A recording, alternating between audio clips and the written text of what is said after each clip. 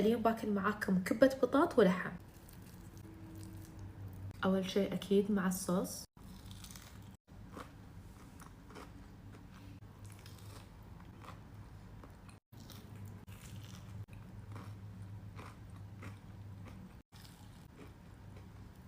والبطاط مع اللحم مع شوية جبن وهالبينو، هذا ألذ ميكس ممكن تجربونه بحياتكم.